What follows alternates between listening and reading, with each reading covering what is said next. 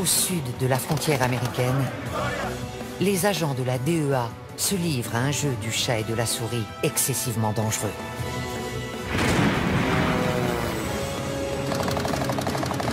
Dans toute l'Amérique centrale, ces flics d'élite combattent les cartels.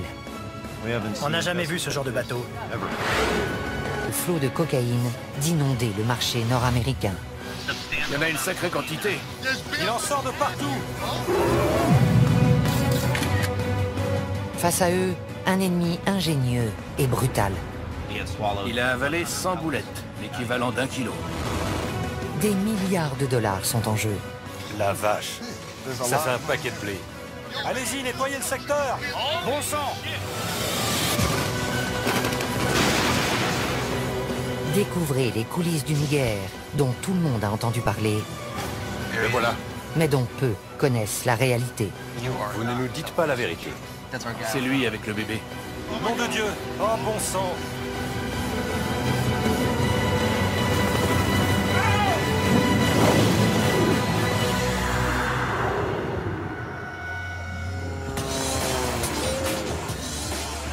Chaque année, la Colombie expédie près de 450 tonnes de cocaïne vers le nord.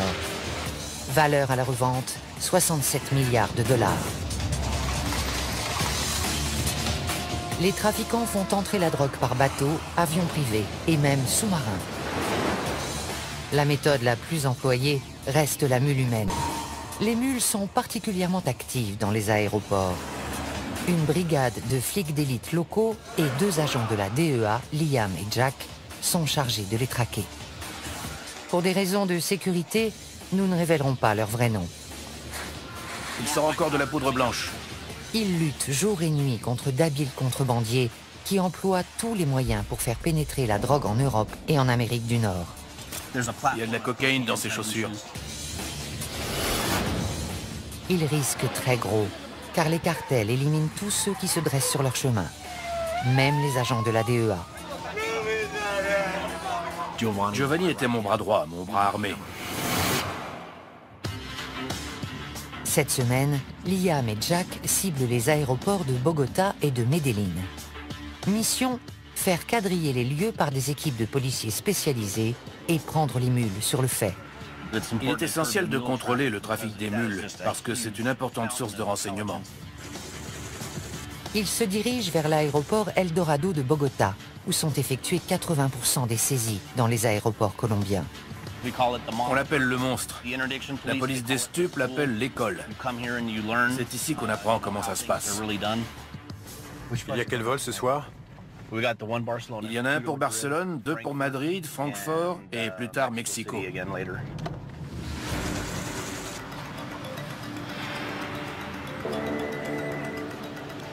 Allô? Ok, t'es où? On est en train d'arriver.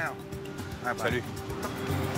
Un chien a repéré un sac suspect et la police a isolé un ressortissant italien et ses bagages dans une zone sécurisée. Ils sont sûrs qu'il y a de la coke dedans, alors ils les ont mis sous clé.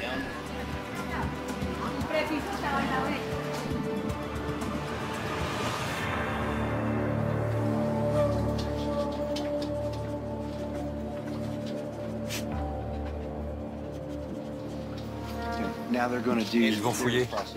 D'où il vient? Il est italien. Il allait où? Il allait à... Parmi les vêtements, ils découvrent un objet que Liam a déjà vu dans les bagages des mules. On tombe très souvent sur des médailles religieuses. Lui, il a une croix. Il pense qu'ils vont échapper à la... Mais c'est curieux. C'est pas le genre de choses qu'on jette au fond d'une valise. C'est une protection. Pour que Dieu veille sur moi pendant le voyage. J'allais être avec ma petite amie.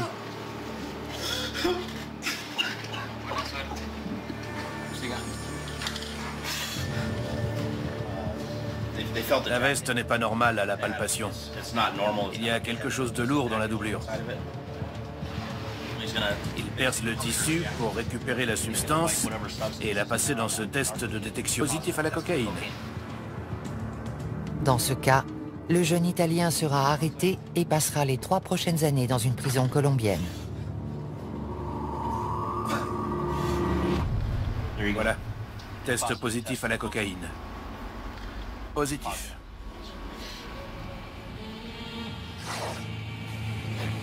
L'odeur mordante de la cocaïne passe difficilement inaperçue. Les contrebandiers ne manquent pas d'astuces pour tenter de la dissimuler. Il y a un agent de masquage. C'est peut-être un détergent utilisé pour couvrir l'odeur. J'ai un téléphone. Si vous voulez appeler quelqu'un hors de Colombie... Si je dis ça à mon père, il va faire une crise cardiaque. Ça va le tuer. Il faut surtout pas qu'il le sache.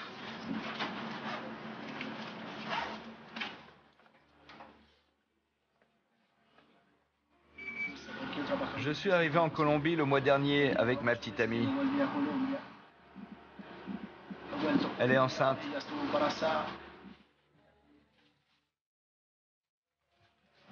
Je l'ai fait pour l'argent, pour pouvoir créer une entreprise, parce que je ne voulais pas qu'elle me quitte.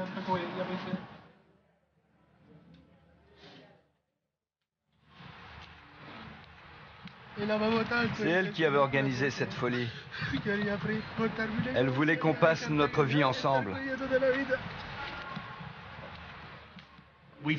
La tendance est aux ressortissants étrangers en Colombie.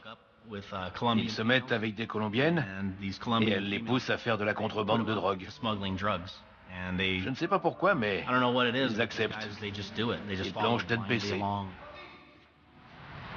J'ai perdu la tête. On peut perdre la tête pour une femme.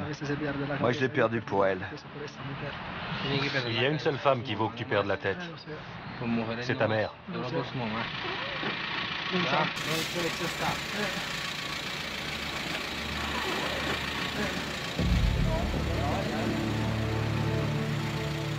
Le boulot de Liam et de Jack ne se résume pas à arrêter des mules. Leur objectif principal est de les suivre jusqu'à la source. Au revoir. La mule est tout en bas de la pyramide. Au-dessus, il y a le recruteur. Du recruteur, on peut remonter à l'emballeur. Il y a les expéditeurs colombiens et il y a un destinataire. Et puis il y a le boss. On essaie de démanteler toute la chaîne. Près de l'aéroport de Medellín, les trafiquants nous ont accordé le rare privilège de pénétrer dans leur monde. Ces gens sont ceux que Liam souhaite coffrer à tout prix. Cet homme, que nous appellerons Carlos, est un spécialiste, un emballeur dans le jargon du narcotrafic. On ouvre le lecteur de DVD. Il y a plein de à l'intérieur. Je peux mettre quelque chose ici, ici et ici. Il est fier de son travail, mais il le fait rarement en public.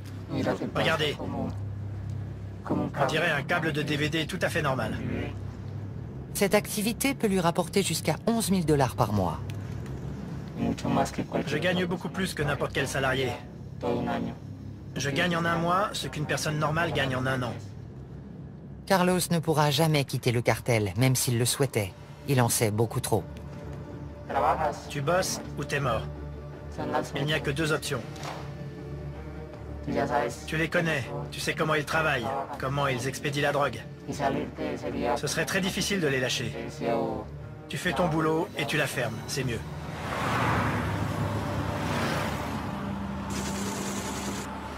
Dans une autre planque, un autre spécialiste prend des risques encore plus grands. C'est une mule que nous nommerons José. Allô? Comment tu vas? Au bout du fil, le boss de José. Il veut savoir si la coke est prête à partir. Oui, ils viennent d'arriver. Marty a envoyé des chocolats.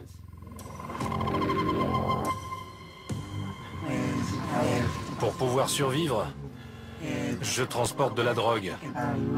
Je la transporte par avion, dans mon jean.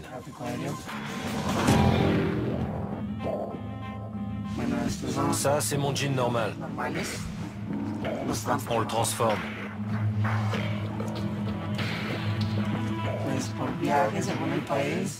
Je gagne entre 8 000 et 9 000 $ par voyage. J'ai toujours peur.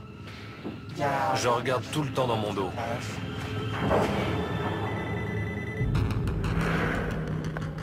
Un autre appel.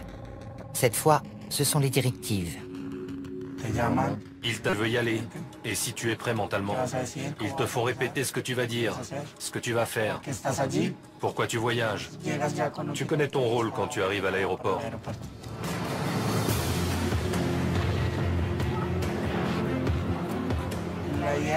Le but, j'essaye de beaucoup parler avec les préposés qui s'occupent de moi, parce qu'ils observent ton attitude et ta personnalité.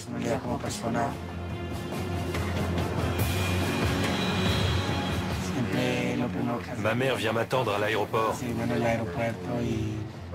Et quand j'arrive, elle me serre dans ses bras et elle m'embrasse. Ce n'est pas facile pour elle. Ce n'est pas normal. Ma mère est une femme bien.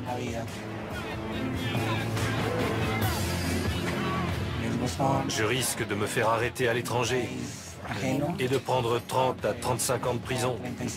Ça vaut le coup. C'est nécessaire.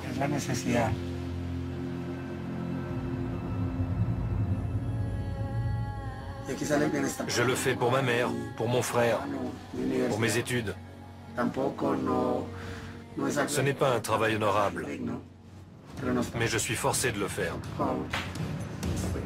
En sortant, José nous demande de ne pas le suivre. On ignore ce qu'il est devenu.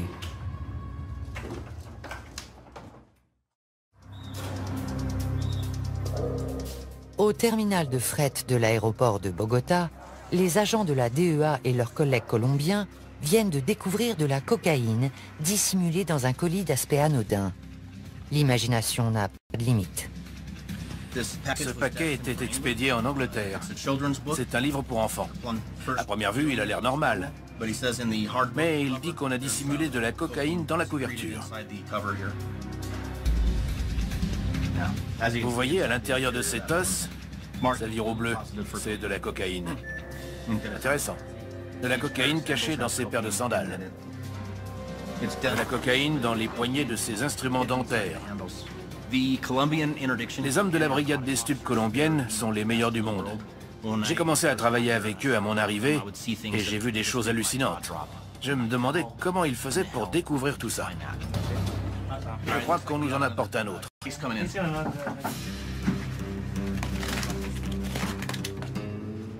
C'est un carton de déodorant à billes à destination de l'Espagne.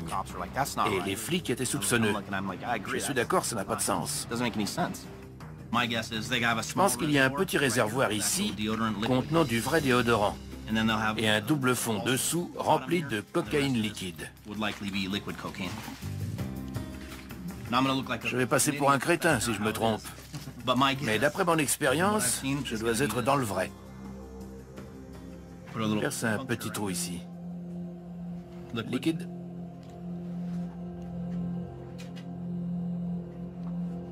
Négatif. Si ce flacon contient de la cocaïne, elle a été très habilement dissimulée. Je le presse, rien ne sort.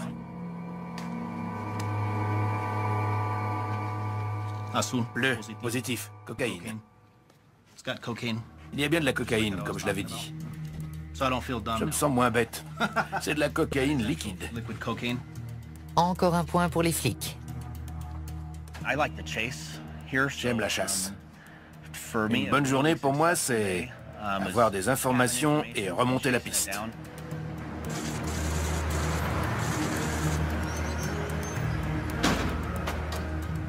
Dans l'après-midi, les hommes contrôlent des manifestes d'expédition.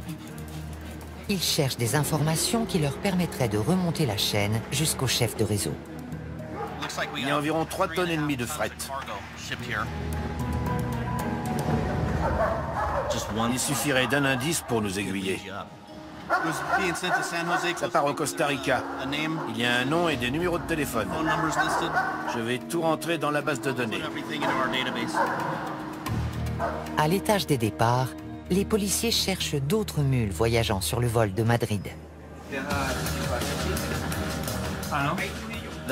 Plusieurs indices nous mettent sur la voie. En général, quelqu'un qui a avalé de la drogue est très pâle. Il est mal à l'aise, il transpire. Il peut même avoir une petite croûte blanche sur les lèvres. Ceux qui s'en font une ceinture restent loin des autres. Les passagers qui montrent ces signes révélateurs ou qui paraissent simplement nerveux passent dans ce scanner corporel de dernière génération. C'est un appareil à rayon X qui radiographie les organes internes pour voir si la personne a avalé des capsules d'héroïne ou de cocaïne. Un Italien traverse le portique sans problème. Mais l'aspect de ses chaussures alerte les policiers. On a interpellé un passager italien. Veuillez retirer vos chaussures, monsieur. On va pratiquer les premiers tests pour voir s'il y a de la cocaïne ou de l'héroïne dans ses chaussures. C'est positif à la cocaïne.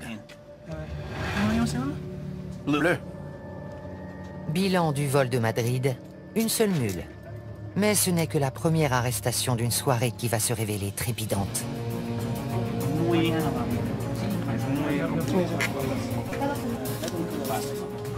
Il pèse très lourd. Trop lourd. Un petit échantillon? Voilà. Cocaïne. Il y a de la cocaïne liquide dans ce jean. On voit de la cocaïne liquide au quotidien depuis environ 1 an et demi. On en saisit beaucoup parce que c'est facile à dissimuler. Quand une méthode marche, ils s'en servent jusqu'à ce qu'elle ne marche plus, et là ils changent. Parmi les nouvelles techniques, les vêtements imbibés de coke liquide. Il les trempe dedans, comme pour faire la couleur qui ressort est caractéristique de la cocaïne. Arrivés à destination, les vêtements subissent un traitement à l'alcool pour extraire la drogue. Ensuite, un passage au micro-ondes transforme le liquide en poudre prête à la revente.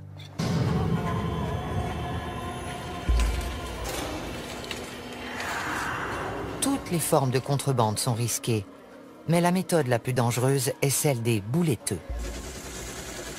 Liam et le major Delgado de la police colombienne répondent à un appel. Une mule qui avait ingéré 40 boulettes a été arrêtée. Cette fois, il ne s'agit pas de cocaïne, mais d'héroïne. Si elle se répand dans l'organisme, elle tue encore plus vite que la coke. Nous sommes à l'hôpital Anguattiloa. Cette femme a été prise ce matin. Comme vous le voyez, il y a plusieurs boulettes. Le test préliminaire s'est révélé positif à l'héroïne. Normalement, un policier accompagne la personne aux toilettes et la regarde expulser les capsules. Ensuite, il lui fait laver les matières fécales, puis il place les boulettes dans une pochette en plastique.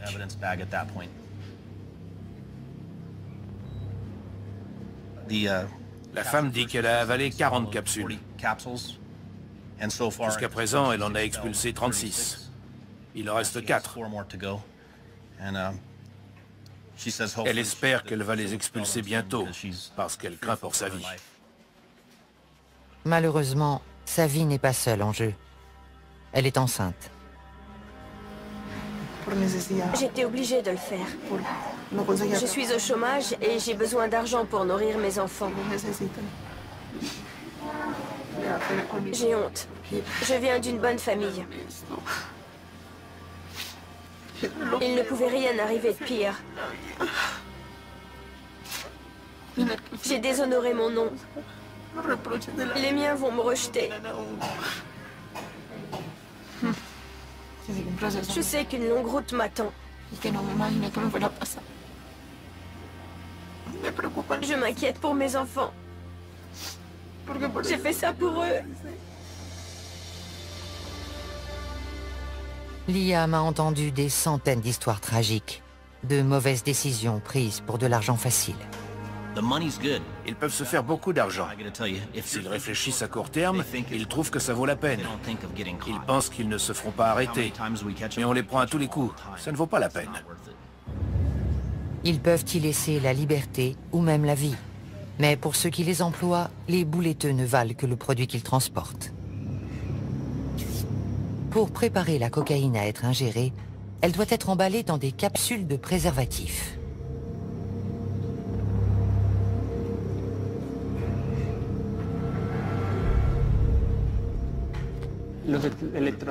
On m'apporte le produit, on me dit emballe-le et c'est tout.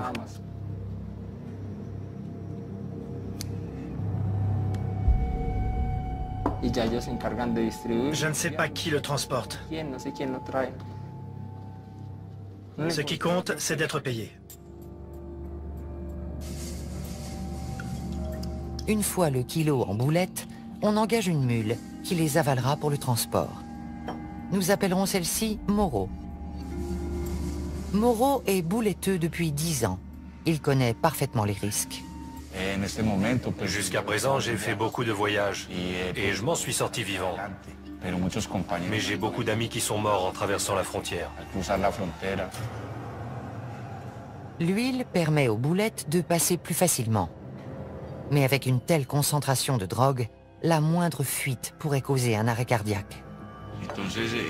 C'est très dangereux. On peut mourir dès la première boulette du premier voyage, parce qu'il est toujours possible que la cocaïne se répande.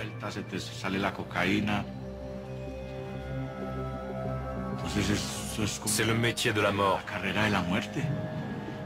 Quand on part, on ne sait jamais si on va arriver en vie. Ça me terrifie. Vraiment.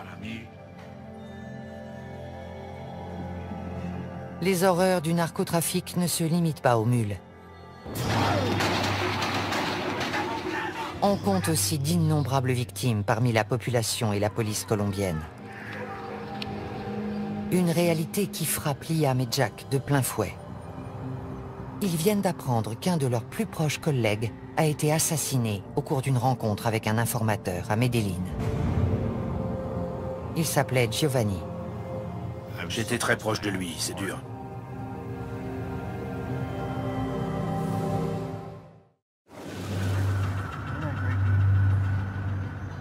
Liam et Jack se rendent à Medellín, où ils comptent investir l'aéroport pour la seconde phase de leur opération coup de filet.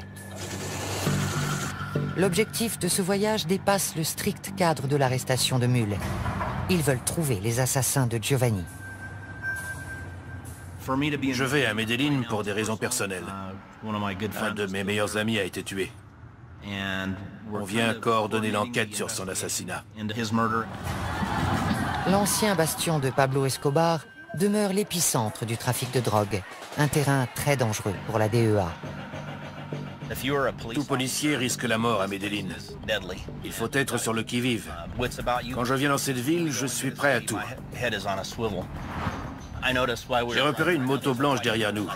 Elle nous suit depuis une dizaine de minutes. Le conducteur s'intéresse beaucoup à nous. Il n'arrête pas de nous regarder. Il n'est peut-être pas dangereux, mais il pourrait appeler quelqu'un pour dire qu'il a vu quelque chose de bizarre.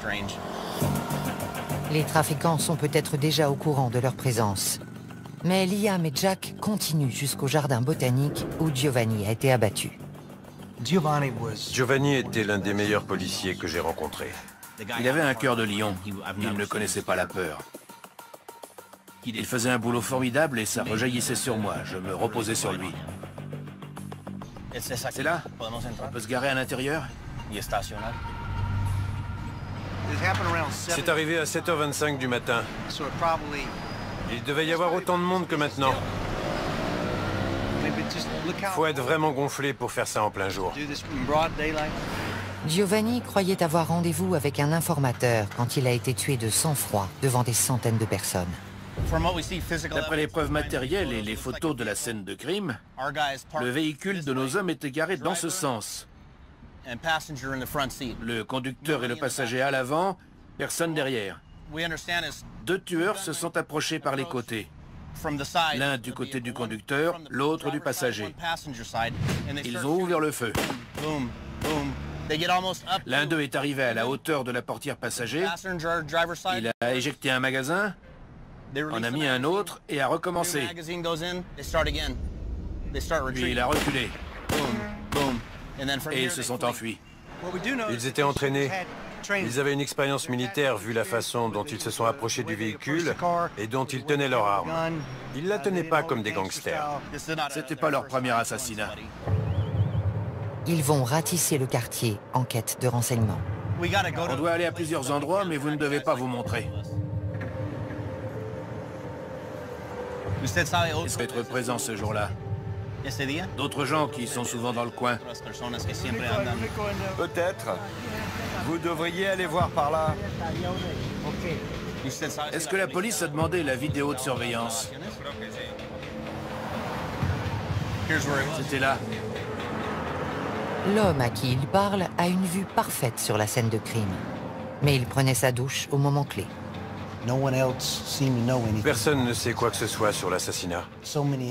Il y avait des yeux partout, mais personne n'a rien vu. Pour nous, cela signifie que la Oficina contrôle le quartier. La Oficina de Envigado est un syndicat de tueurs à gages, le groupe le plus meurtrier de Colombie. La Oficina a toujours été un élément criminel violent. Ils sont furieux parce qu'on a arrêté quelques chefs haut placés et je suis sûr qu'ils seraient ravis de tuer ou de blesser un membre de la DEA. Malheureusement, notre mini-quadrillage n'a pas donné grand-chose. Le pompiste travaillait ce matin-là. Il a entendu les tirs, mais il n'a rien vu. Le portail était ouvert, mais nos hommes ne sont pas entrés. Ils se sont garés là. Ça me paraît bizarre, parce qu'ici c'est un trottoir. Pourquoi n'ont-ils pas été plus loin pour libérer le passage? C'est une rue complètement dégagée et très fréquentée. Drôle d'endroit pour une fusillade. Je crois que la Oficina voulait que l'assassinat soit public. Elle voulait envoyer un message. Il y a sans doute eu des centaines de témoins, mais personne ne parle. Le quartier est sous leur coupe. Les gens ont peur de parler. Imaginez que vous vivez à Chicago et qu'une organisation criminelle et ses commandos de tueurs sont implantés dans votre quartier. Vous n'iriez pas parler d'eux.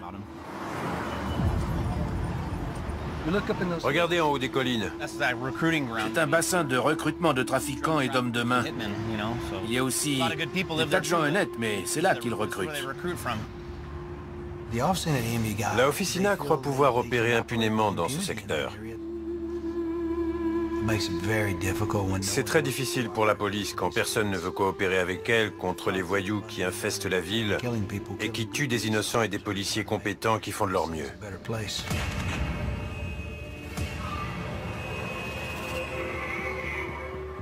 Caché dans ces collines, un tueur à la solde d'un cartel a accepté de nous confier sa vision de la guerre en cours. Il se prépare pour son prochain contrat, qui ne lui rapportera que 400 $. J'avais 16 ans quand j'ai commencé. J'ai grandi dans un quartier où il était courant de tomber sur un cadavre dès qu'on sortait de chez soi le matin.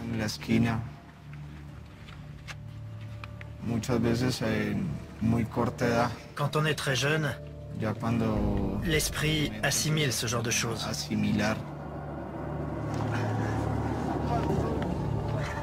Ce n'est pas une excuse. Venir d'un quartier défavorisé n'autorise pas à tuer. Comment peuvent-ils faire ça à d'autres êtres humains? Je ne comprends pas. Quand on tue quelqu'un, on n'a ni dignité, ni mort.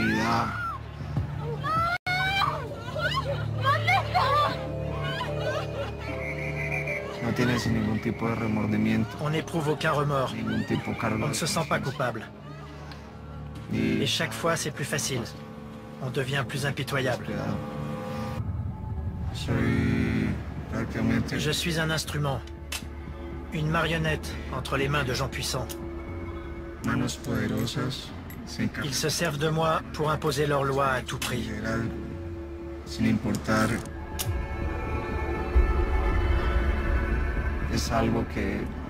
C'est quelque chose qu'on a dans le sang.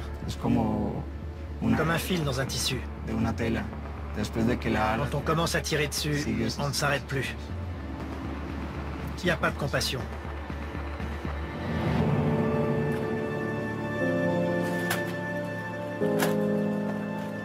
Bien qu'il traque sa victime avant de la tuer, l'assassin ignore la raison du contrat. On suppose que la personne qu'on va éliminer n'est plus utile au groupe. Ou que c'est simplement un innocent qui en sait trop.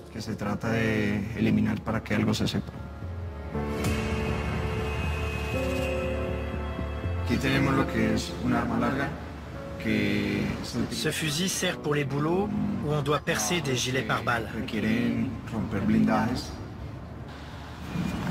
Avec le pistolet, on tire, puis on le cache.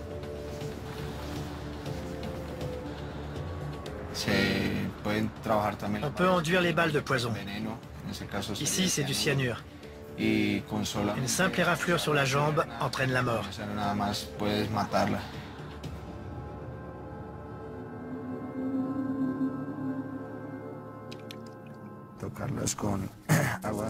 On lave les balles à l'eau bénite et on récite la prière de l'assassin. Que la divine fortune guide ces balles sacrées pour qu'elles donnent la mort sans faillir. Que cette mort soit sans violence, que la victime ne souffre pas.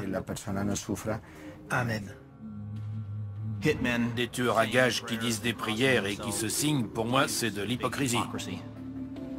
Dire une prière pour aller tuer quelqu'un qui a des enfants, ça me fait penser à une brute. Seule une brute est capable de faire ça pour se rassurer. Avant de partir, le tueur dit aussi une prière pour lui-même. Pour la défense de mon âme et de mon corps. S'il y a des yeux, qu'ils ne me voient pas. S'il y a des mains, qu'elles ne me touchent pas. Que mon corps ne soit pas blessé. Que mon sang ne coule pas et que je ne perde pas mon âme. Au nom du Père éternel et de la Sainte Trinité. Amen.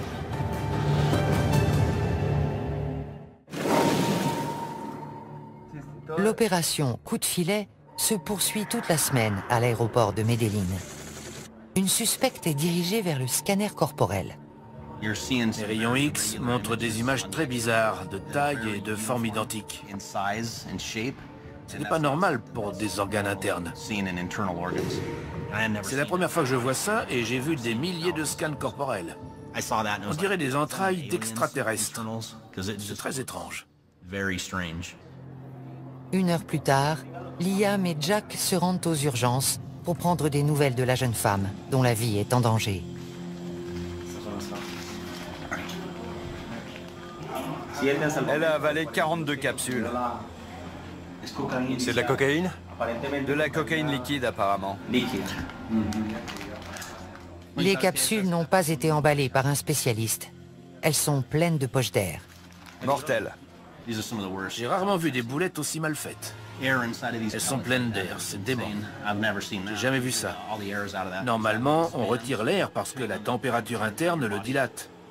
J'espère qu'elle va les expulser, sinon il y a de fortes chances pour que ça se passe mal. Les poches d'air sont très dangereuses pour elle. Si l'air se dilate, les capsules explosent et elle mourra. Son organisme sera inondé de cocaïne liquide, elle fera un arrêt cardiaque et elle mourra très vite. Il faudrait pratiquer une opération à haut risque. Je vois. Vous pensez qu'elle va les garder longtemps dans l'estomac? Non. Plusieurs jours, ce serait extrêmement dangereux. Si c'est quelques heures, les chances de survie sont meilleures. Le médecin est inquiet. Il va peut-être devoir opérer la jeune femme pour extraire les capsules sur le point d'exploser. Mais si ça dure plus de 48 heures, je devrais intervenir? Sans doute. D'après le médecin, si ces boulettes mal faites restent plus de 48 heures dans le système digestif de la patiente, c'est la mort presque à coup sûr. Il lui est arrivé de devoir ouvrir entièrement la cavité abdominale pour les extraire. Si la jeune femme a pesé les conséquences de sa décision, son recruteur a certainement minimisé les risques. Ils leur disent « T'inquiète pas, on a payé les flics, on le fait tout le temps. Tu vas gagner de l'argent, il n'y a aucun problème. » La mule qui croit ce mensonge commet sa première erreur. Son décès serait la première mort par overdose de l'opération Coup de filet. Non, c'est pas facile. Giovanni me disait tous les jours « Estamos en guerra », on est en guerre. « Somos un equipo, estamos en guerra », on est une équipe, on est en guerre. C'était son leitmotiv. Ce soir, la guerre pourrait faire une nouvelle victime. Mais pour Liam et Jack, une petite victoire se profile. On a trouvé un témoin potentiel du meurtre de Giovanni.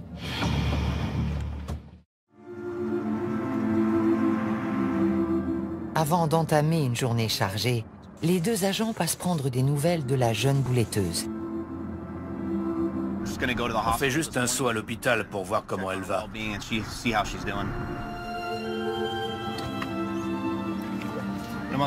On voudrait parler à la jeune femme. Juste 5 minutes.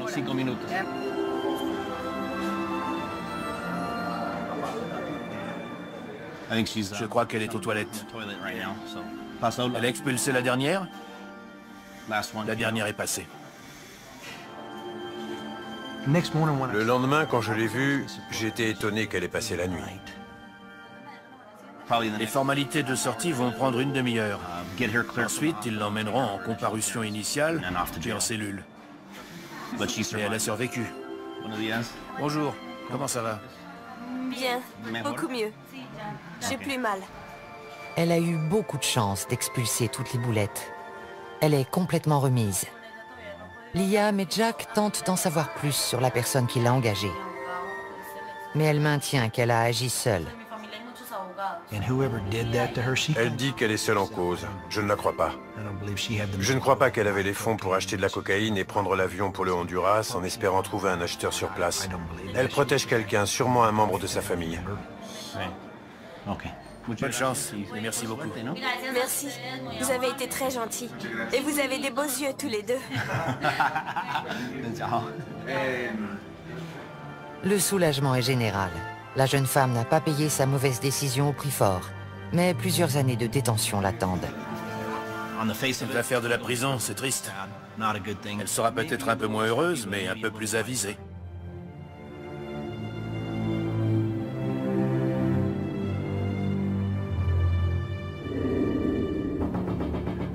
Dans l'après-midi, Liam et Jack apprennent qu'un coup de fil important a été intercepté. Ils pensent qu'il provient de l'un des organisateurs de l'assassinat de Giovanni. Il flippe complètement au téléphone. Il dit qu'on lui a tiré dessus. Ils se rendent à l'hôpital où l'homme est soigné. Pour Liam, on a voulu l'abattre à cause de ce qu'il sait. On va lui mettre les points sur les i. Tu sais que tu seras mort très bientôt. Si tu veux t'en sortir, on est là pour t'aider. La coopération de cet homme pourrait marquer un tournant décisif dans l'enquête. Franco, on va à l'hôpital. J'espère que cet individu va faire une déposition et identifier les gens qui ont tué Giovanni. On arrive à l'hôpital. On ne peut pas vous emmener, c'est trop important.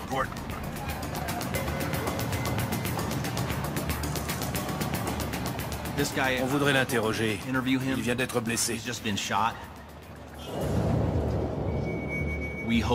Espérons que ça lui a ouvert les yeux et qu'il nous donnera des informations sur les tireurs. S'il capture le responsable de l'assassinat de Giovanni, c'est tout un réseau de tueurs qui pourrait tomber. Ils ressortent une trentaine de minutes plus tard, plus tôt que prévu. Alors? Ça s'est pas passé comme on voulait. Le type soutenait qu'il ne savait rien. Son histoire n'était pas crédible. Il a menti tout du long. Regardez l'homme qu'on vient d'interroger. Il est couvert de sang, des pieds à la tête. Il a nié tout en bloc. Il n'a montré aucun remords pour ce qui est arrivé à nos flics. Aucune volonté de nous aider. Et il ne craint absolument pas pour sa vie. L'individu redoute bien davantage les assassins de la Oficina que d'être incarcéré par la DEA. À cause de son silence, l'enquête piétine.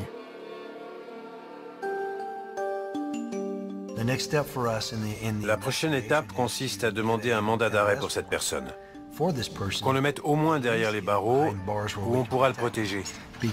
Car il est notre suspect principal, mais aussi notre témoin principal. On emploie toutes les méthodes d'investigation possibles. C'est ma façon de lui rendre hommage. J'essaye de résoudre l'affaire et je reste en contact avec sa veuve. C'est important.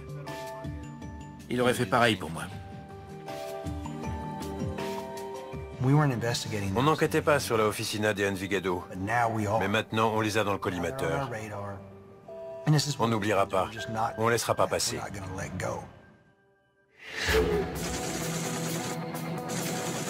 L'opération coup de filet s'achève. Ce soir, Liam et Jack donnent une conférence de presse sur une saisie d'une importance considérable. 30 kilos de cocaïne liquide.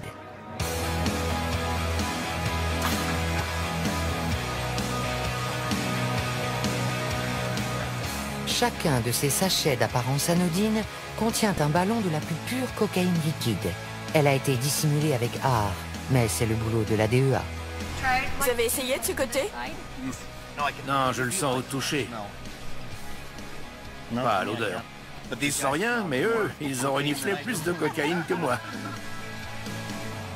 Si vous l'ouvrez normalement et que vous pressez dessus, il sentira de la mayonnaise ou du ketchup. Et vous ne sentirez pas la cocaïne. Mais dès que vous percez le sachet, l'odeur de la cocaïne couvre tout. Celui qui l'a emballé a fait du bon boulot pour la masquer. C'est une bonne méthode de contrebande. On a tout vu ici, dans le pantalon, les vêtements imbibés. Leur imagination en matière de cachette n'a pas de borne. Cette saisie est une victoire pour la DEA et ses collègues colombiens. Et alors même qu'ils se réjouissent, les trafiquants échafaudent de nouveaux plans et expédient des tonnes de drogue vers l'Amérique du Nord. On nous demande si ça vaut la peine, si on change quelque chose. Il n'y a pas de doute, on est efficace. La présence de la DEA en Colombie a réduit le trafic de drogue. Depuis mon arrivée, la sécurité publique s'est améliorée. L'économie et la population s'en trouvent mieux. Soldats dans une guerre d'une violence inouïe, confrontés à la puissance de milliards de dollars, Liam et Jack poursuivent le combat.